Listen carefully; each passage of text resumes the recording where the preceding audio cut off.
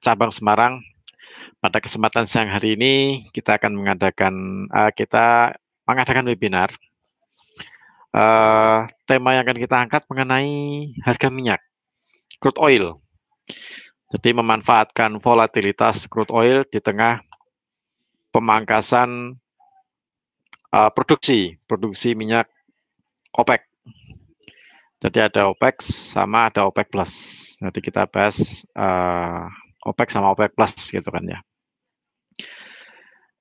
Seperti yang kita ketahui, beberapa minggu terakhir, beberapa bulan terakhir, itu harga minyak sempat turun ya, sampai di level 6 dolar per barrel. Jadi ada level sempat drop 6,61 lah ya, 6,1 dolar per barrel, sempat ada penurunan yang sangat tajam sekali, sangat signifikan sekali karena dampak dari virus corona, kemudian juga dampak dari perang tarif lah ya, perang tarif antara Arab Saudi dengan Rusia. Nah, di beberapa menit ke depan nanti akan kita bahas mengenai peluang yang ada di crude oil, permasalahan yang ada di crude oil. Kita nanti akan bicara di beberapa menit ke depan. Oke, sebelumnya mungkin Bapak Ibu yang ikut peserta webinar pada siang hari ini, kita tahu lah ya, untuk perdagangan minyak mentah di Bursa NYMEX itu dibagi menjadi dua jenis. Yang terkenal sih ya, yang terkenal ada dua, yaitu ada WTI sama Brent. Nah, yang kita ikut sekarang ini, yang kita transaksi di GK Invest itu adalah yang WTI, World Texas Intermediate. Kemudian seperti yang kita ketahui, faktor penggerak dari crude oil atau minyak mentah ini banyak ragam ya, banyak ragam yang mempengaruhi faktornya. Salah satu yang paling penting adalah supply and demand. Jadi stok, persediaan sama permintaan sama penawaran. Jadi setiap hari Rabu jam setengah 10 malam untuk saat ini karena masuk musim panas, jadi hari Rabu, setiap Rabu jam setengah 10 malam itu dirilis stok minyak di Amerika. Jadi beberapa minggu terakhir sempat terjadi penurunan karena pada awal bulan Mei kemarin, pada awal bulan ini itu banyak beberapa negara penghasil minyak, mereka mulai mengurangi produksi, termasuk Rusia, kemudian Amerika, kemudian Arab Saudi juga mengurangi produksi karena ingin supaya harga minyak ini tidak turun terlalu lama, turun di bawah 20 dolar per barrel itu terlalu lama. Jadi, mereka ingin harga minyak ini segera naik di atas 20 dolar per barrel. Dan untuk saat ini, running saat ini sih sudah menyentuh 31. Ya, tadi saya sebelum memulai acara webinar ini, harga crude oil itu sempat menyentuh level 31 dolar per barrel. Nah, kemudian faktor lain yang menjadi penggerak dari crude oil ini adalah pergerakan US dollar. Jadi US dollar ini juga sedikit mempunyai efek terhadap pergerakan crude oil atau minyak mentah ini. Seperti contohnya tadi pagi, sekitar jam 6 pagi, itu dari Gubernur Bank Sentral Amerika, Jerome Powell, dia melakukan kayak semacam pembicaraan di salah satu stasiun TV di Amerika.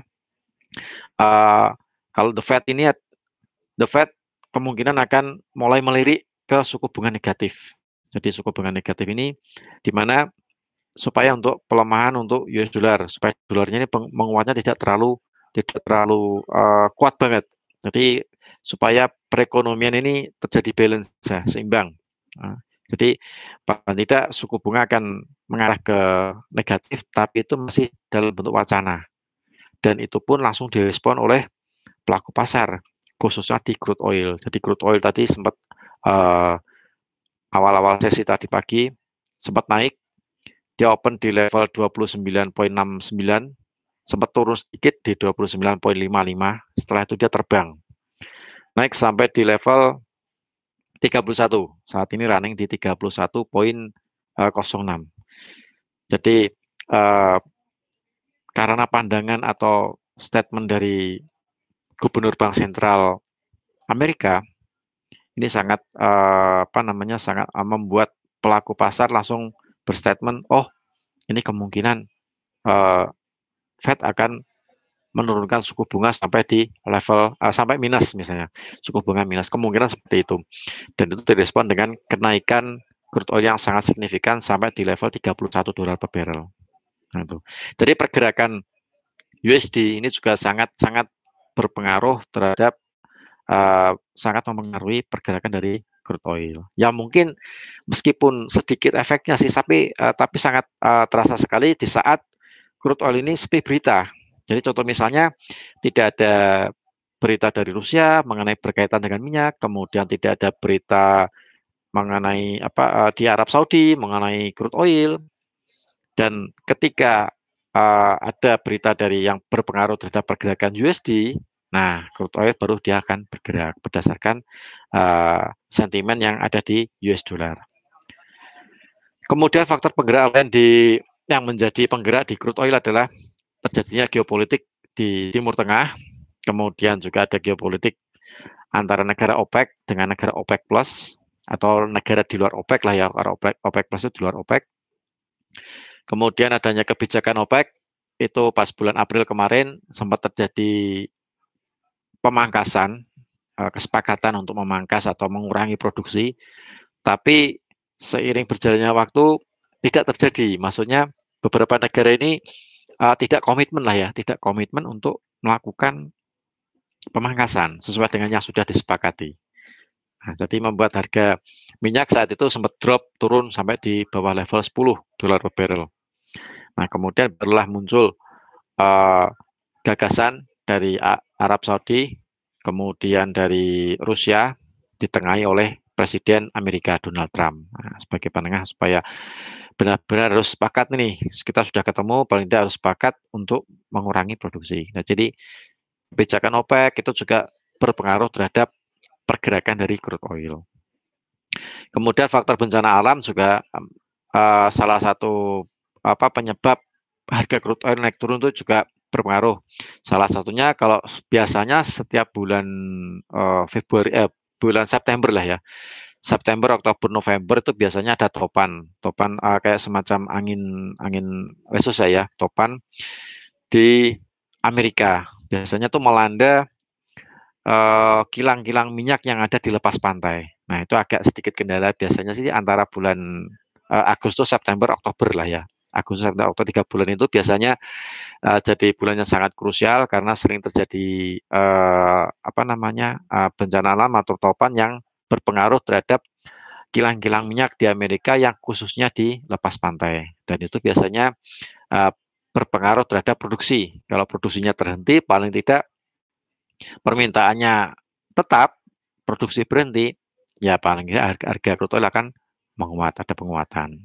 Itu biasanya bulan Agustus, September, sama Oktober, biasanya seperti itu.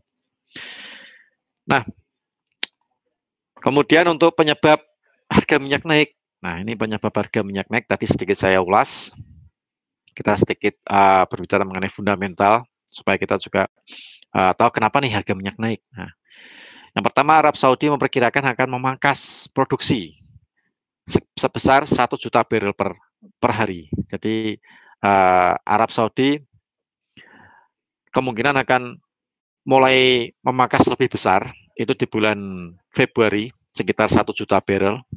Meskipun di bulan Mei ini juga ada pemangkasan tidak terlalu besar di bawah 1 juta barrel, tapi di bulan di bulan Juni dia akan memangkas produksi sebesar 1 juta barrel. Di bulan Mei ini sudah melakukan pemangkasan, tapi di bawah 1 juta.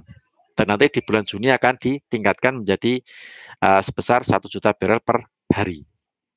Nah, kemudian untuk yang Rusia ini juga salah satu negara penghasil minyak terbesar. Itu juga akan melakukan pemangkasan. Kalau Rusia sudah mulainya di bulan Mei. Di bulan Mei mereka sudah melakukan pemangkasan sebesar 2,5 juta barrel per hari. Dan itu direspon dengan kenaikan harga minyak yang sangat signifikan. Nah, mungkin Bapak-bapak, Ibu-ibu yang mengamati pergerakan minyak setelah turun dari 6,61 dolar per barrel, kemudian dia sudah mulai naik di atas 10 dolar per barrel, itu Rusia kemudian mengatakan mulai Mei dia akan mengurangi produksi sekitar 2,5 juta barrel. Nah, dan itu ditarik dengan harga crude oil yang terus merangkak naik sampai saat ini. Sedangkan untuk kesepakatan dari OPEC Plus itu sebesar 9,7 juta barrel per hari. Jadi gabungan nih, gabungan dari beberapa negara yang tergabung dalam OPEC Plus itu sekitar 9,7 juta barrel. Itu sudah dimulai di bulan Mei dan nanti akan ditingkatkan lagi di bulan Juni. Jadi paling tidak akan membuat harga minyak akan semakin melambung. Tuh. Kemudian untuk volume dari secara global, volume minyak secara global itu ada sedikit pengurangan lah ya, sedikit pengurangan sekitar 9,7%. Jadi karena kedua negara ini sama-sama dan beberapa negara yang tergabung dalam OPEC Plus sudah mulai mengurangi produksi, itu stok minyak secara global sudah mulai berkurang. Kemudian disusul dari negara-negara yang ada di kawasan Amerika, Norwegia, kemudian Kanada, Brasil, mereka akan melakukan pemangkasan kalau di total itu sekitar 20 juta barrel per hari. Jadi sangat banyak sekali. Kemudian diikuti oleh negara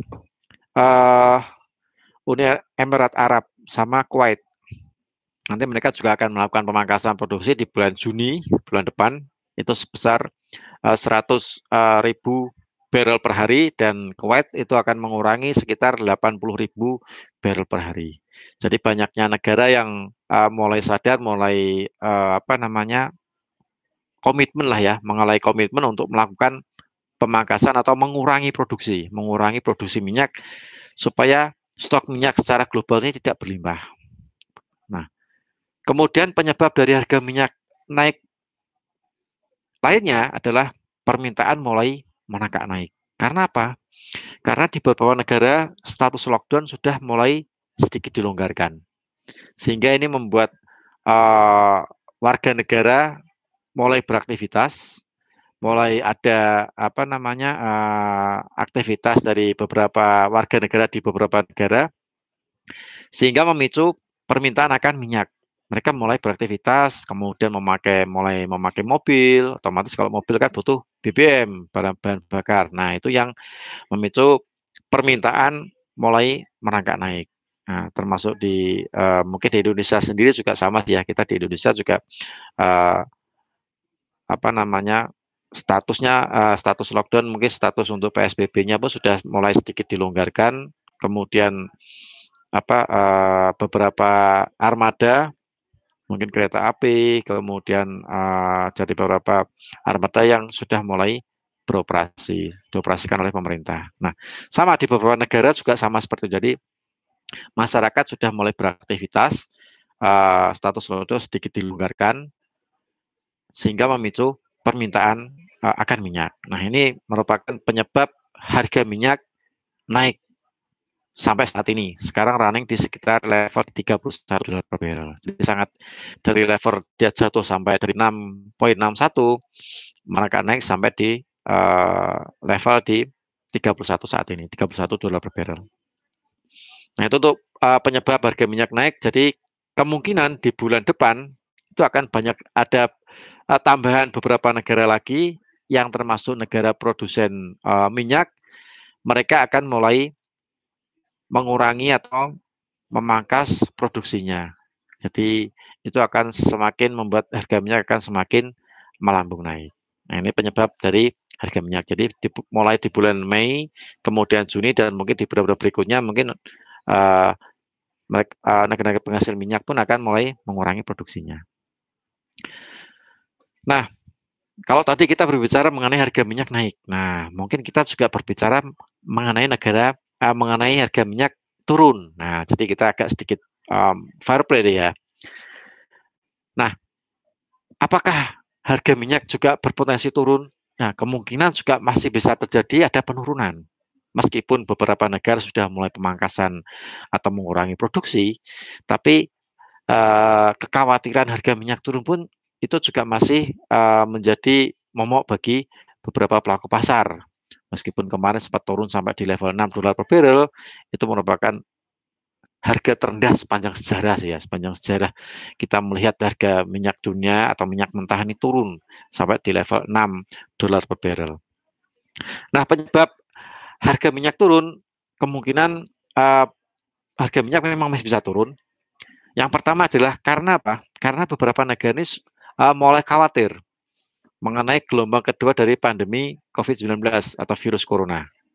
Jadi kayak semacam Perancis, kemudian negara-negara di Eropa lainnya, mereka sedikit khawatir mengenai gelombang kedua pandemi COVID-19 karena dari beberapa riset yang dilakukan oleh WHO, kemudian dari beberapa ahli kesehatan melakukan riset, ternyata virus corona ini sudah bermutasi. Nah, jadi dikhawatirkan terjadi gelombang kedua yang kemungkinan juga akan kalau misalnya terjadi gelombang kedua itu akan menurunkan aktivitas masyarakat, menurunkan permintaan dan kembali lagi akan menurunkan harga minyak. Tapi ya mudah-mudahan hal itu tidak terjadi. Kita berdoa yang terbaik lah ya. Kita berdoa yang terbaik dan kondisi kembali seperti semula. Mudah-mudahan virus ini juga sudah mulai hilang dan kita bisa beraktivitas seperti biasanya. Tapi kita juga perlu melihat karena kita di sini transaksi, kita juga perlu melihat penyebab harga minyak naik, juga penyebab harga minyak turun. Jadi kita membahas keduanya.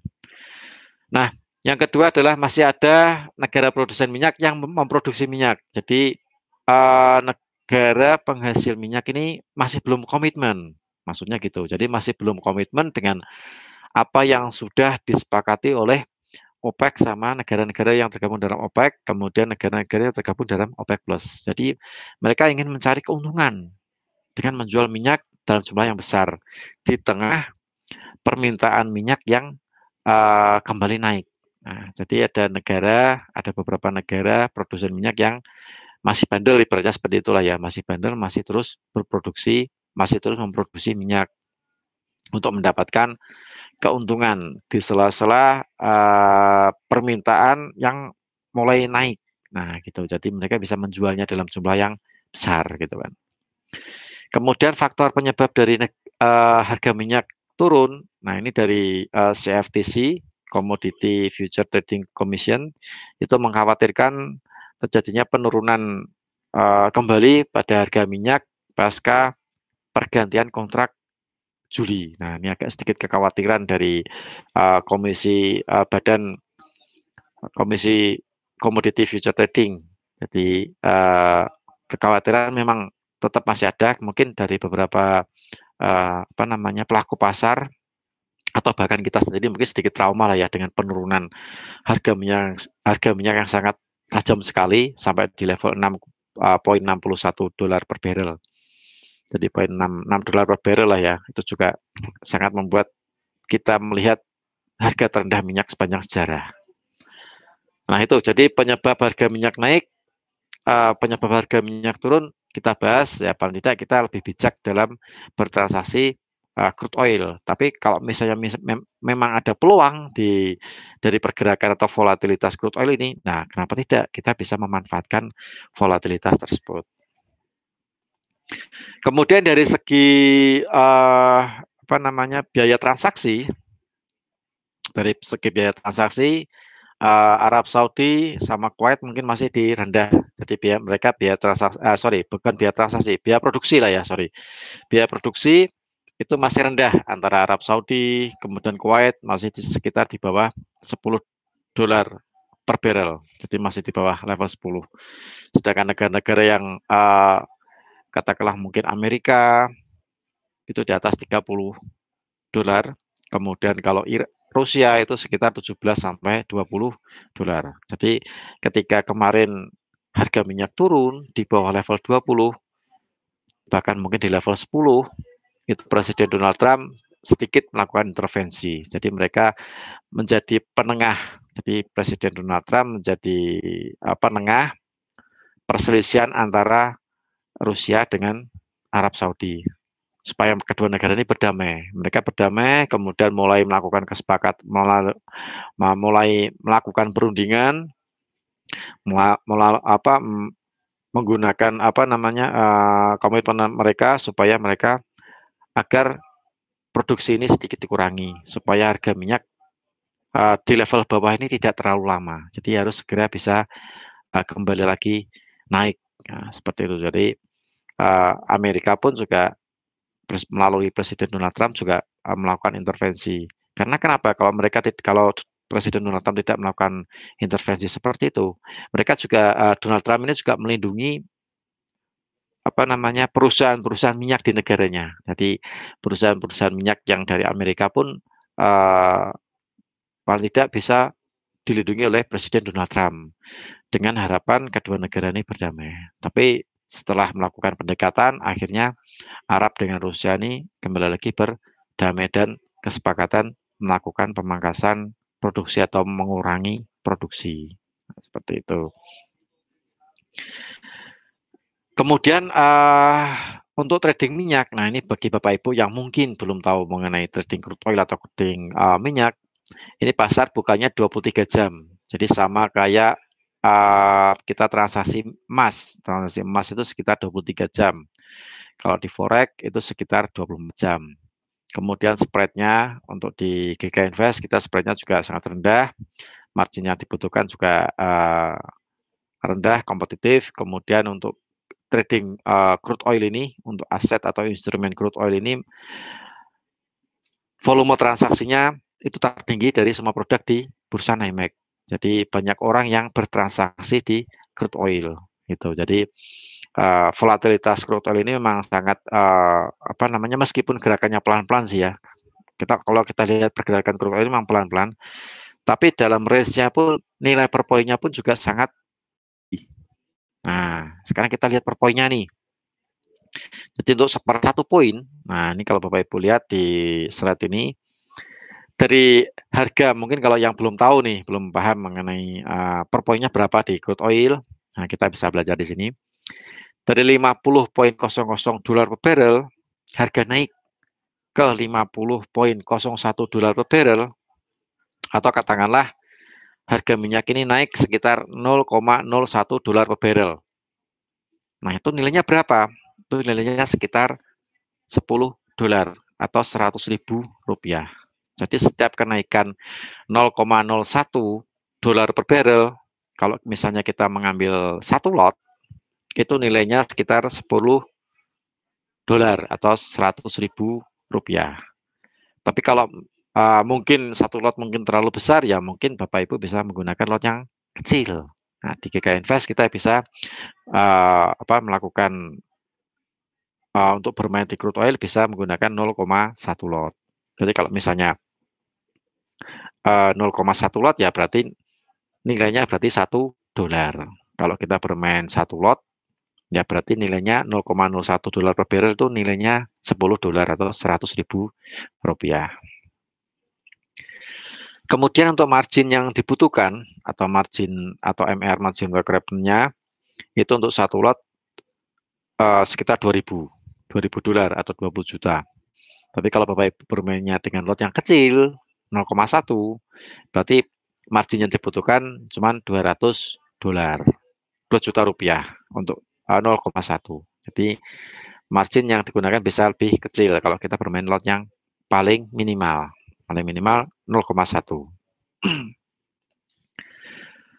Kemudian untuk di crude oil ini ada expirednya, pergantian kontrak baru ke kontrak lama. Jadi tidak seperti forex, tidak seperti emas, itu tidak ada pergantian kontrak. Kalau di crude oil ini ada pergantian kontrak per bulan.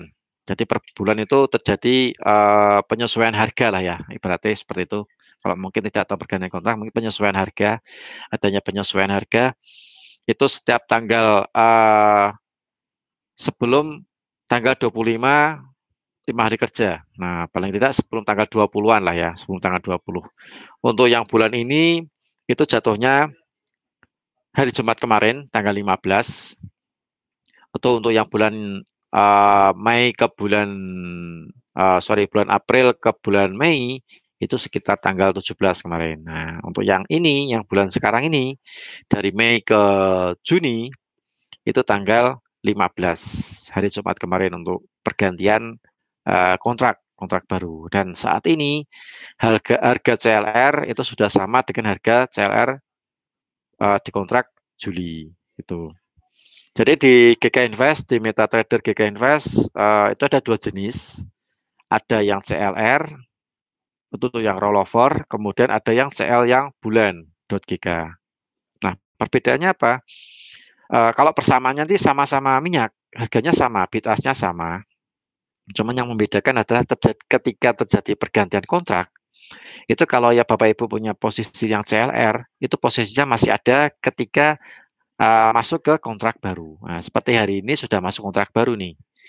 Kalau kita ngambil CLR, itu katakanlah kita transaksi tanggal 10 Mei nih. Kita transaksi tanggal 10 Mei CLR, kemudian sampai saat ini tanggal 18 sudah terjadi pergantian kontrak, itu posisinya Bapak Ibu masih ada. Masih open lah ya, masih open. Kalau misalnya mau kita mencoba transaksi jangka panjang misalnya, nah, masih open. Tapi kalau yang CL yang bulan, contoh kemarin misalnya Bapak Ibu transaksi tanggal 10 Mei, CL yang Juni misalnya, yang kontrak lama, kontrak Juni. CL Jun.GK, CL Juni.GK. Nah, ketika terjadi pergantian kontrak kemarin hari Jumat, itu untuk lanjut ke hari Senin saat ini, itu tidak bisa. Posisinya sudah di-close ketika hari Jumat kemarin. Nah, gitu. Jadi ada apa namanya, pergantian dari kontrak lama ke kontrak baru, dari kontrak Juni ke kontrak Juli. Sekarang kita masuk ke kontrak Juli. Nah, untuk mengecek nanti kita bisa cek sama-sama di MetaTrader. Untuk yang CLR harganya sekarang sudah sama dengan CL yang bulan Juli, yang kontrak baru. Itu kalau yang kontrak Juninya sudah berhenti. Jadi kalau yang Bapak Ibu punya kontrak Juni itu langsung close otomatis atau di close sendiri juga bisa. Atau mungkin di close nanti kalau misalnya enggak mau di close ya di close otomatis sama bursa. Kalau yang CL Juni. Kalau yang CLR itu bisa lanjut sampai hari ini. Kalau misalnya mau di transaksi jangka panjang pun ya paling tidak ngambil yang CLR. Jadi takutnya kalau misalnya nanti ada pergantian kontrak dan lupa misalnya, nah takut kelupaan, mending untuk mengantisipasi hal tersebut, ya kalau misalnya mau transaksi crude oil ya ngambillah yang kodenya yang CLR. Gitu. Supaya ketika terjadi pergantian kontrak kita aman lah ya. Maksudnya tidak apa namanya tidak harus close gitu kan, masih bisa lanjut. Nah, kemudian untuk ciri-ciri dari crude oil di sini adalah open crude oil ini bisa disimpan lebih lama jika kita mengambil yang CLR yang tadi sudah saya bicarakan. Jadi kalau kita mengambil yang crude oil yang rollover, itu kita bisa simpan posisi tersebut dalam jangka yang lama dan tidak ada biaya menginap. Nah, kebetulan di GK Invest ini tidak ada swap. Apa namanya, meskipun mungkin masuk dengan modal misalnya masuk di bawah apa namanya, katakanlah mungkin 15 juta atau mungkin 16 juta, kita ngambil CLR itu tidak ada biaya menginap. Tapi nanti kalau misalnya mungkin terjadi pergantian kontrak lama ke kontrak baru, ya mungkin cuman ada penyesuaian sih, penyesuaiannya di saldo atau di balance. Kalau ada open posisi, kalau tidak ada open posisi ya tidak dikenakan penyesuaian balance gitu kan. Kemudian ciri-ciri dari crude oil lainnya adalah sebelum expired, ya mungkin posisi harus ditutup atau mungkin ada penyesuaian atau rollover. Jadi kalau yang mengambil transaksi CL yang bulanan, yang ada bulannya ketika terjadi pergantian kontrak itu memang harus ditutup. Kalau misalnya nggak mau ditutup ya mungkin nanti akan ditutup otomatis sama bursa. Atau nanti ada rollover atau penyesuaian, penyesuaian pada balance atau di saldonya untuk yang CLR yang rollover. Jadi untuk yang rollover ini memudahkan Anda untuk tetap menyimpan posisi walaupun sudah terjadi atau kontrak bulan tersebut sudah berakhir atau terjadi pergantian kontrak. Nah, kemudian yang di minyak ini tidak dikenakan biaya overnight atau tidak ada biaya menginap. Jadi kita bisa terus memegang posisi sampai beberapa hari atau mungkin beberapa bulan. Maksudnya bisa disimpan lah, jangka waktu lama itu bisa disimpan.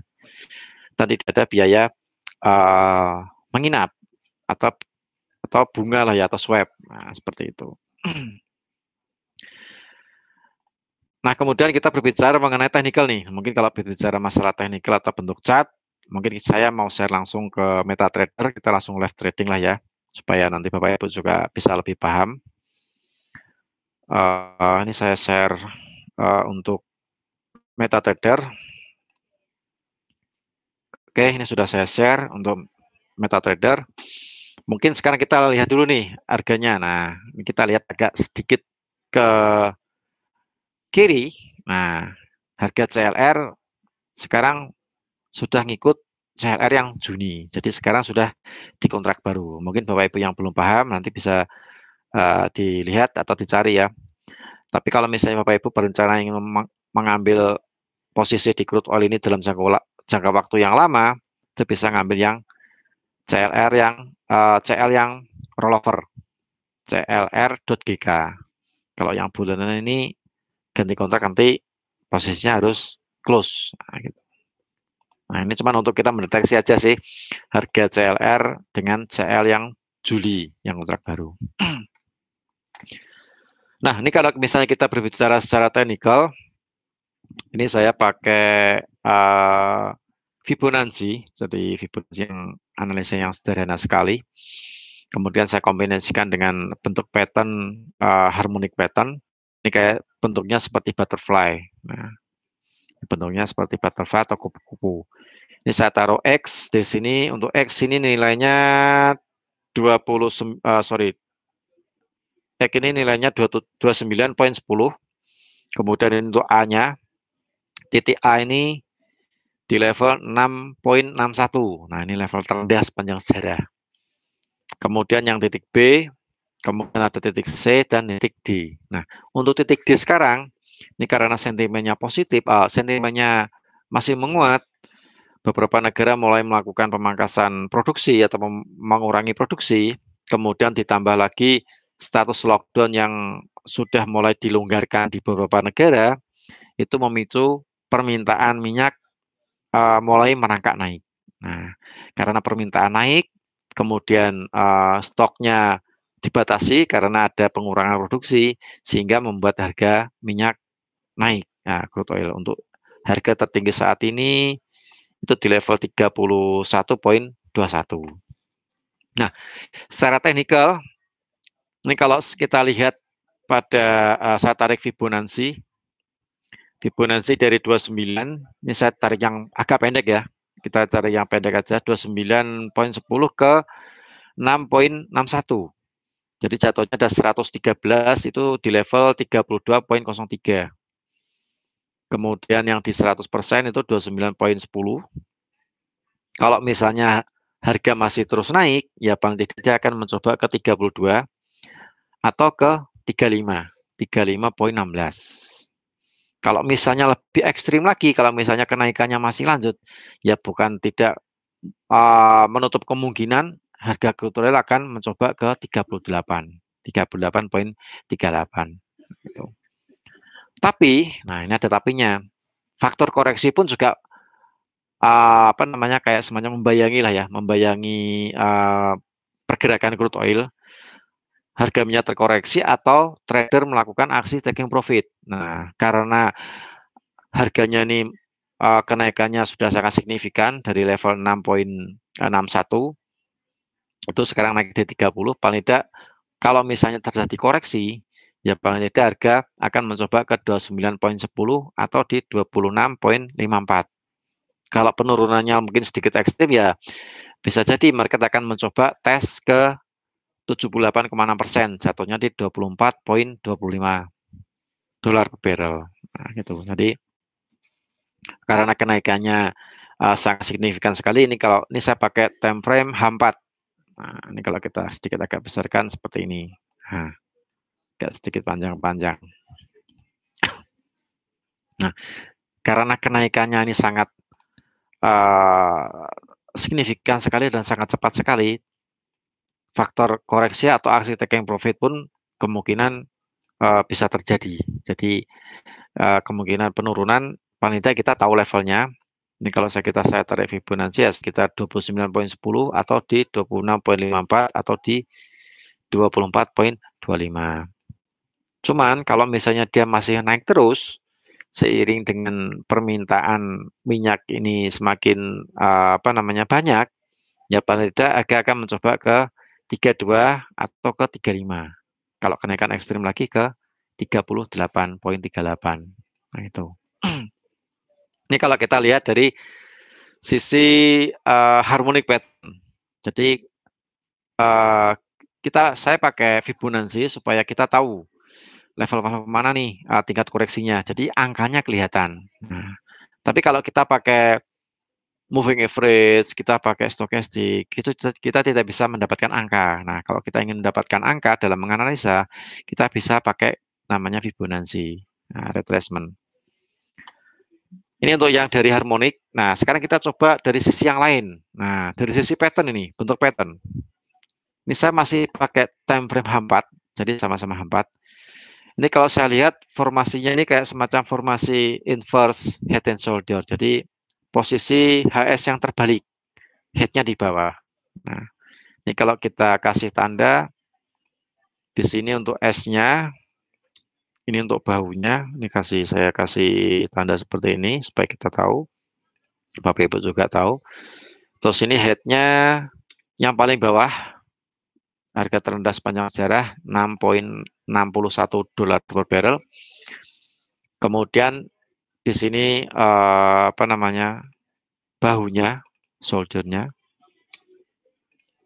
Nah, di sini neckline, dua ini neckline-nya di sini, dan ini breakout. Nah, ini berikutnya di sini nih. Oh, kebalik ini. Nah,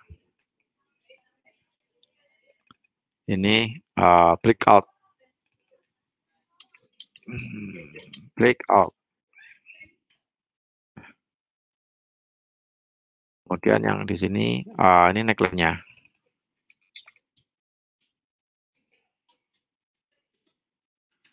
Nah, neckline-nya dua. Sini sama di sini sama di sebelahnya. Nah, di sini. Nah, kalau kita lihat dari sisi pattern, ini membentuk formasi inverse head and shoulder atau head and shoulder yang terbalik. Dan sudah melewati neckline, breakout. Dan ini breakout-nya ya sekitar 26 lah ya, level 26, angka 26. Sudah breakout, ini head-nya yang paling bawah terakhir kemarin, ini neckline-nya di level 26,65. Satunya 26,65, satunya 26,75. Nah, mungkin saya kasih tanda lah supaya gampang. 26,75, 26,75, sini 26,65. Nah, ini 26,65. Nah, ini head-nya berarti 6,61. 6,61. Nah, ini sudah breakout, kondisinya sudah tembus, sudah melewati neckline. Secara teori harga naik. Secara teori harga naik. Kalau secara teori dan secara hitung-hitungan lah ya. Secara teori secara hitungan ini harganya naik. Naiknya di berapa? Ya mungkin kita cari yang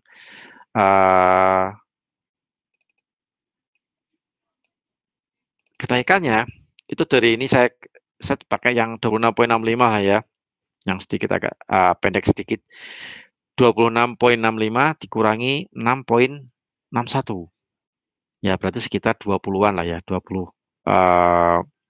dolar per barrel. Jadi kalau 20 berarti ditambah 26.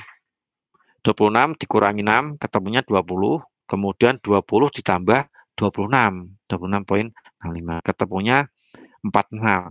Ini kalau secara teori, secara hitung-hitungan kemungkinan di 46,10. Nah, mungkin kita juga bertanya-tanya, Pak, sekarang runningnya di 30, apakah bisa nyampe nih di level 26? namanya juga market, namanya juga target perhitungan, ya mungkin kalau kecapainya pun juga butuh waktu. Tidak bisa kita bilang minggu depan atau 1 bulan berikutnya, tidak bisa. Ya butuh waktu. Yang jelas kita tahu arahnya. Ini level 26. Level 46 untuk target perhitungan sekitar ini. Kalau misalnya kita pakai 50%, mungkin 10 lah. Berarti di level 36. Yang paling dekat lah ya. Yang paling dekat di level 36. Tapi kalau kita mengikuti teori, ya paling tidak kemungkinan untuk perhitungannya kenaikannya target di 46. Tapi mungkin kita tidak apa namanya belum sampai ke sana, ya kita cari yang separuhnya aja 50%. 5%-nya di mana? Di level 36. Jadi kalau misalnya fundamentalnya masih tetap mendukung untuk naik, permintaannya juga ikut naik, kemudian negara-negara penghasil minyak tergabung dalam OPEC dan OPEC Plus, mereka benar-benar komitmen, mereka benar-benar konsekuen, sepakat melakukan apa yang sudah dibicarakan, apa yang sudah disepakati, dan mereka melakukan pemangkasan secara cuma-cuma. Jadi tidak ada mereka cuma sekedar melakukan pembicaraan, dan pemangkasan produksinya pun juga dilakukan atas kesadaran negara masing-masing gitu. Jadi kalau misalnya pemangkasan produksi masih terus berlangsung dan mungkin semakin ditambah, misalnya dari Arab sama dari Rusia, mungkin pemangkasan produksinya ditambah. Nah, itu akan semakin membuat harga minyak akan semakin melambung naik. Dan untuk kenaikannya pun, nah kita bisa lihat secara hitung-hitungan, secara teori. Kalau yang tadi teori yang pertama, kita mungkin mengikutnya ini, teori yang pertama ini, pattern dari harmonik, itu kemungkinan yang paling dekat 32, yang sedikit medium 35, sedikit agak jauh 38. Tapi ya faktor koreksinya pun kita juga bisa ngitung. Nah, kalau misalnya ini karena kenaikannya sangat signifikan, faktor koreksinya pun juga masih sangat terbuka. Takutnya apa? Pelaku pasar melakukan aksi taking profit karena sudah mengalami kondisi keuangannya sudah mengalami keuntungan. Nah, mereka sudah buy di bawah, sekarang harganya di 31. Nah, kalau misalnya terjadi aksi taking profit, otomatis harga kemungkinan akan kembali lagi turun. Ya paling tidak di 29,10 atau di 26,54 atau di kalau turunan paling ekstrim ya di 24,25. Segitu. Kemudian kalau misalnya dari sisi yang lainnya, nah ini dari sisi pattern. Dari sisi pattern membentuk inverse head and shoulder, kita pakai dua analisa. Inverse head and shoulder, head and shoulder yang kebalik. Neckline antara 26,75 sampai dan 26,65. Ini saya ambil sampel 2 aja. Meskipun ada 4 nih ya. Ya 26, satunya sih 26,68, kemudian satunya hampir sama 65 sama 65 2 kali. Jadi saya pakai yang 26,75 sampai 26,65. Posisi head paling bawah yang terendah sepanjang sejarah 6,61. Sekarang kondisinya sudah breakout. 26 sudah dilewati. Sekarang level 31. Nah, untuk target paling dekat kalau secara hitung-hitungan memang jatuhnya di 46. Karena perhitungannya dari 26 dikurangi 6, ketemunya 20. Kemudian 20 ditambah 26. 26,65 sih ya harusnya, 26 bukan, ini kurang lebih bersama. Di 26. 26 ditambah 20 ketemunya 46. Nah, kalau misalnya mungkin 46 mungkin terlalu jauh, nah kita pakai separuhnya nih, 50%. Kita pakainya berarti 10. Berarti kan 26 tambah 10 ketemunya 36. Nah, kemungkinan untuk kondisi market yang seperti saat ini, jika ini diteruskan dan di bulan Juni, di bulan depan, semakin banyak negara-negara penghasil minyak atau produsen minyak ini mengurangi produksi, bukan tidak mungkin 36 kemungkinan akan tercapai dalam waktu ya mungkin bulan Juni Juli lah ya 2 bulan 3 bulan saya rasa mungkin bisa tercapai, kemungkinan bisa tercapai di situ. Kalau negara-negara penghasil minyak ini benar-benar komitmen melakukan pemangkasan produksi atau mengurangi produksi. Seperti itu. Nah, ini gambar secara teknikal seperti itu, secara fundamental juga tadi sudah saya jabarkan, saya jelaskan. Jadi kondisi kalau menurut saya naik, gitu. Untuk crude oil ini masih naik, Koreksi mungkin Bapak Ibu kalau tadi koreksi bisa dicatat untuk kita cari pullback, pembalikan arah. Contoh misalnya kalau dia jatuh ke 26,54, kita bisa cari pullback di situ untuk ambil posisi beli, karena kita lihat komitmen dari beberapa negara penghasil minyak sudah mulai mengurangi produksi, apalagi di bulan depan kemungkinan akan ditambah untuk pemangkasan produksinya. Oke, mungkin sambil ada pertanyaan mungkin Bapak Ibu, silahkan saya buka sesi tanya jawab. Mungkin ada yang belum jelas mengenai peluang di minyak, ini karena crude oil ini volatilitasnya juga sangat tinggi sekali di tengah pemangkasan produksi minyak oleh negara-negara yang tergabung dalam OPEC Plus. Silakan mungkin yang mau ada yang mau ditanyakan, silakan ketik di kolom chat, nanti kita bahas.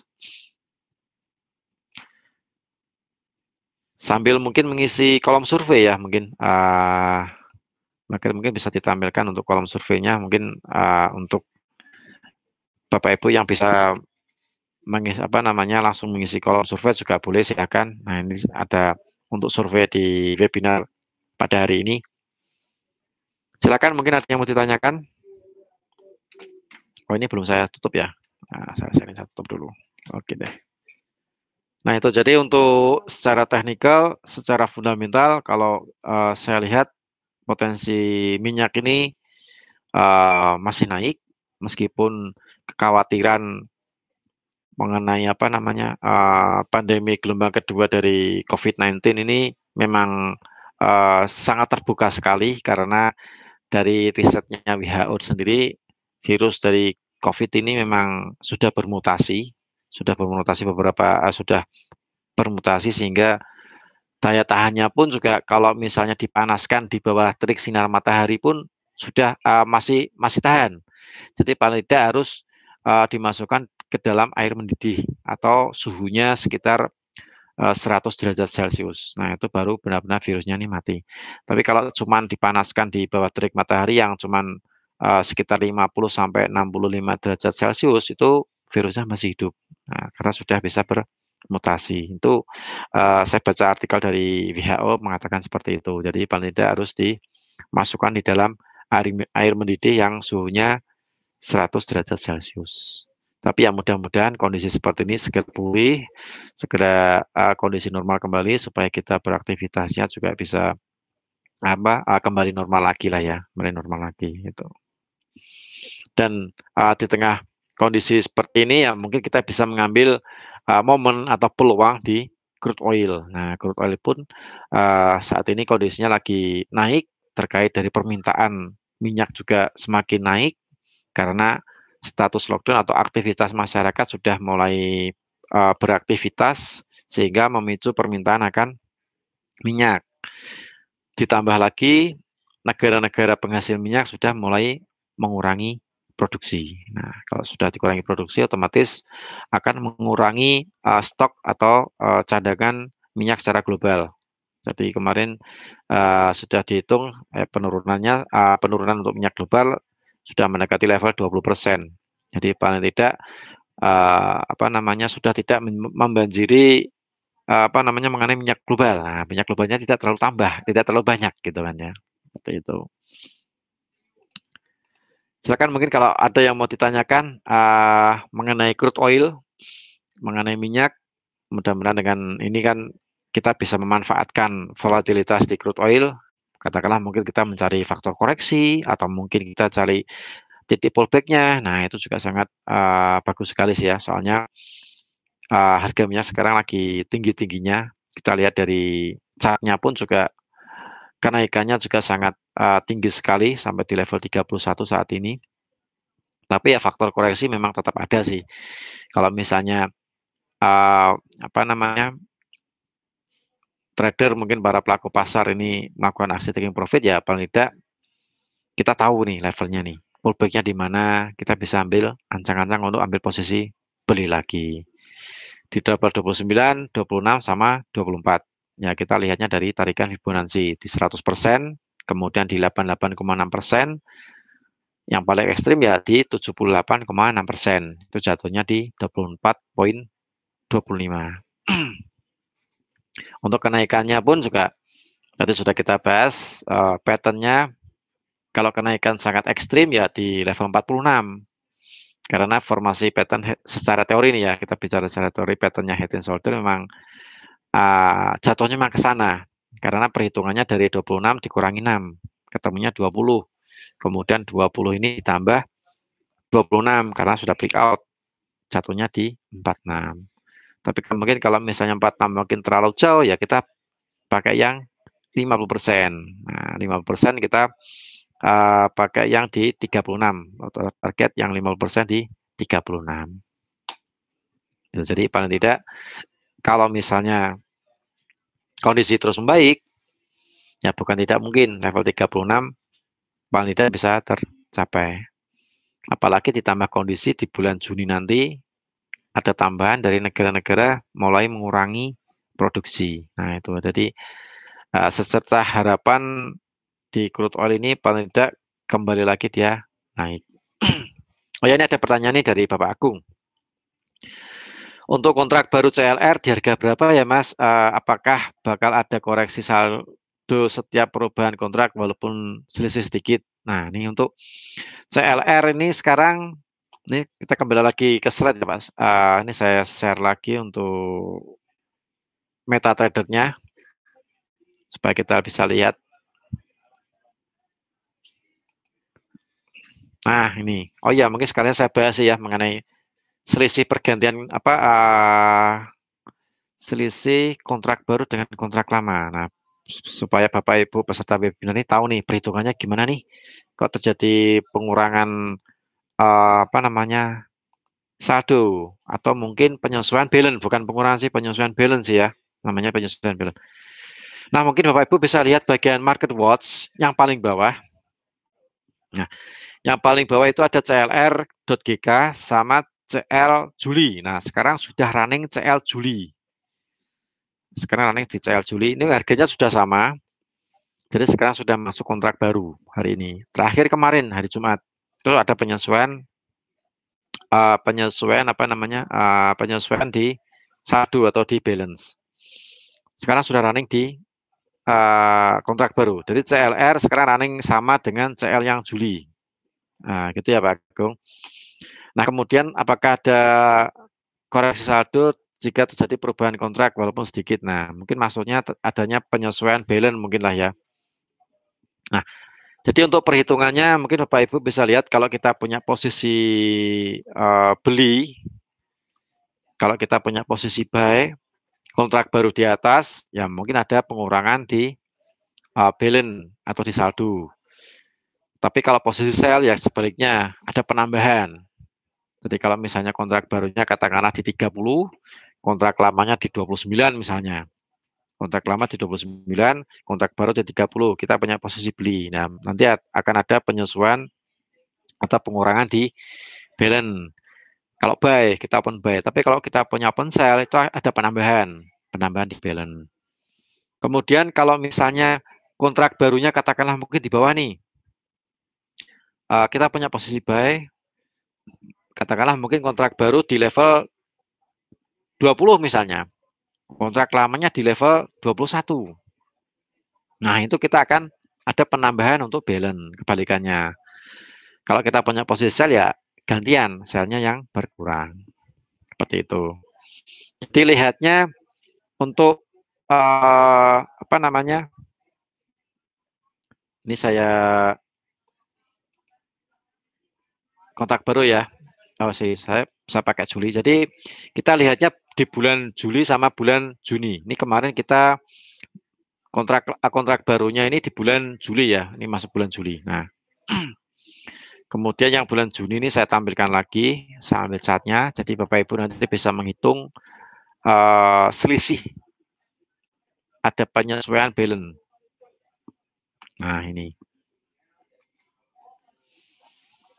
Nah, ini tanggal 15 terakhir, kemarin ini sudah berakhir, Juninya sudah berhenti, tanggal hari Jumat kemarin. Nah, lihatnya di sini nih. Jadi kalau bulan Juli, kalau kita klik seperti ini Juli nih, kita klik. Nah, Bapak Ibu bisa melihat ini, ada tanggalnya expired. Nah, ini diingat-ingat ini. Untuk bulan Juli nanti expirednya tanggal 19 Juli. Nah, untuk bulan Juli. Untuk kontrak Juli ya. Untuk kontrak Juli expirednya tanggal 19. Nah, ini. Ini kalau yang Juni, kalau kita klik, oh ini sudah nggak bisa new order. Oh ya, untuk yang bulan Juli kemarin tanggal 15. Nah, Juni tanggal 15. Nah, untuk perhitungannya kalau yang di bulan Juli, kalau kita klik new order ini kan tanggal 19. Nah, nanti kita lihatnya close-nya close candle di akhir sesi tanggal 18. Nanti close-nya di berapa? Bapak Ibu dicatat, kemudian di CL Agustus, nanti kalau sudah ada CL Agustus atau kontrak baru, itu dilihat close-nya di berapa, sebelum tanggal 19, tanggal 18 berarti. Tanggal 18 di akhir sesi perdagangan, dilihat close-nya di berapa, terus nanti dilihat selisihnya berapa. Nah, itu nanti ada penyesuaiannya, balance-nya di situ perhitungannya. Kalau yang kemarin, nah ini kita ambil contoh nih. Kita ambil contoh yang kemarin Jumat, terjadi kontrak baru ke kontrak lama, penyesuaian kontrak atau penyesuaian balance lah ya, kita penyesuaian balance. Ini close-nya di tanggal, jadi ganti kontraknya tanggal 15, kita lihatnya tanggal 14. Nah, tanggal 14 itu di 27,69 close-nya. 27,69. Nah, di kontrak Juli, kita lihat tanggal 14. Close-nya di 27,92. Jadi sama-sama 27, 92 dikurangi berapa tadi? 92 dikurangi 62. Nah, berarti selisihnya sekitar 0,3. Nah, gitu. Jadi perhitungannya di situ. 0,3 kalau kita ngambil satu lot ya berarti $30. Kalau kita mengambil 0,1 lot berarti $30. Kalau kita mengambil satu lot ya berarti $300. Seperti itu. Dan untuk di bulan Juli nanti kalau terjadi pergantian kontrak itu tanggal 19. Nah, nanti Bapak Ibu bisa mengingat-ingat. Nah, di sini lihatnya di sini nih. Ada expired 19/06/2020. Jadi nanti tanggal 19 itu terjadi ganti kontrak Juli ke Agustus.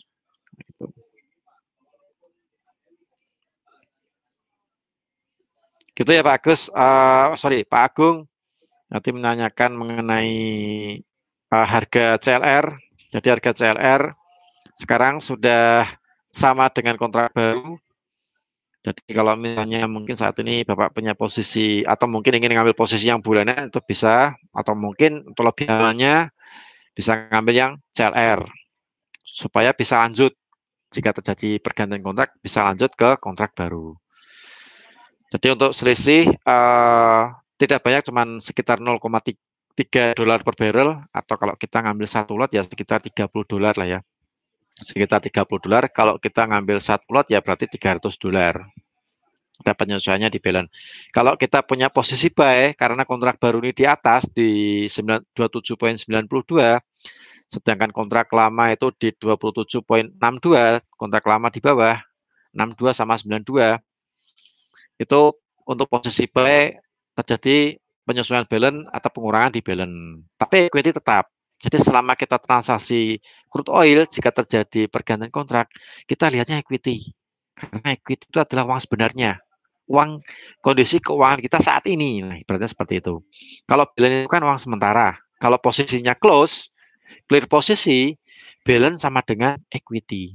Nah, gitu. Jadi yang kita perhatikan itu equity. Jadi kalau Bapak Ibu transaksi, ya mungkin tidak transaksi crude oil sih, transaksi apapun lah ya. transaksi forex, transaksi emas, transaksi indeks saham, transaksi CFD, yang dilihat equity. Equity itu adalah uang sebenarnya. Nah, gitu. Kalau balance itu uang sementara. Jadi kalau misalnya posisinya close ya balance sama dengan equity. Tapi kalau misalnya ada posisi, nah equity adalah uang yang sebenarnya. Gitu.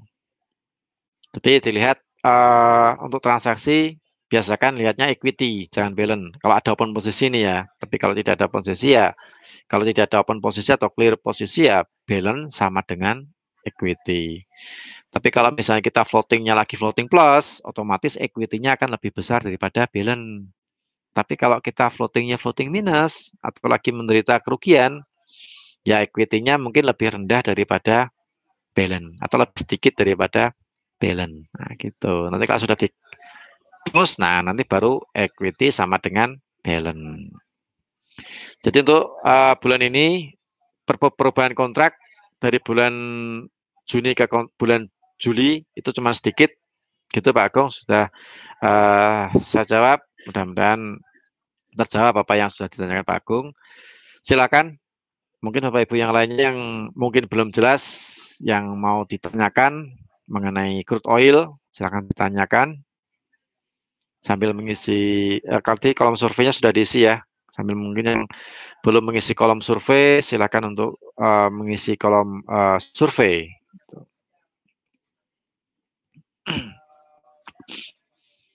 Silakan, mungkin ada yang mau ditanyakan, mungkin kita tunggu 5 menit lah ya, 5 menit. Kalau misalnya tidak ada ditanyakan, ya mungkin acara kita tutup. Tapi untuk saat ini mungkin kita buka sesi pertanyaan dulu. Siapa tahu ada yang belum jelas nih mengenai crude oil, gitu kan. Jadi yang jelas untuk saat ini kondisi crude oil lagi bullish-bullishnya, lagi naik-naiknya, gitu kan. Sama kayak emas lah ya, emas juga lagi naik-naiknya nih. Tadi pagi juga harga emas naiknya juga sangat luar biasa sekali. Range sekarang sudah $20 per barrel. Sorry, $20 troy on. Nah, sudah sekitar 22 lah ya, $22 troy on untuk di emas. Itu karena dari komentar dari Gubernur Bank Sentral Amerika tadi pagi. Nah, berkomentar mengenai suku bunga negatif. Nah, juga optimisme karena perekonomian untuk membangkitkan perekonomian Amerika di semester kedua. Nah, itu membuat harga itu menjadi daya dorong bagi minyak di tengah sedikitnya berita fundamental. Otomatis ketika ada pengurangan atau ketika ada pelemahan di US dollar, harga crude oil juga ikut bergerak, jadi ikut menguat. Jadi kayak semacam dapat daya dorong lah ya dari komentar dari Gubernur Fed Jeremy Powell. Baik, Bapak Ibu, kalau tidak ada yang ditanyakan, kalau mungkin sudah mengisi survei, mungkin acara cukup sampai di sini. Kita ketemu lagi webinar di tema yang lainnya. Mungkin untuk acara webinar, mungkin momen setelah Lebaran nanti kita akan mengadakan webinar lagi. Terima kasih atas partisipasinya. Terima kasih sudah melihat untuk webinar kami. Mudah-mudahan apa yang saya sampaikan, apa yang sudah saya paparkan dari segi fundamental, dari segi teknikal, bisa bermanfaat bagi Bapak Ibu, bisa menjadikan suatu peluang untuk mencarikan untuk menambah equity atau mencari profit lah ya, mencari profit di tengah volatilitas harga crude oil. Nah, mudah-mudahan bermanfaat. Oke, akhir kata, tetap jaga kesehatan, salam profit, sukses untuk kita semua. Terima kasih.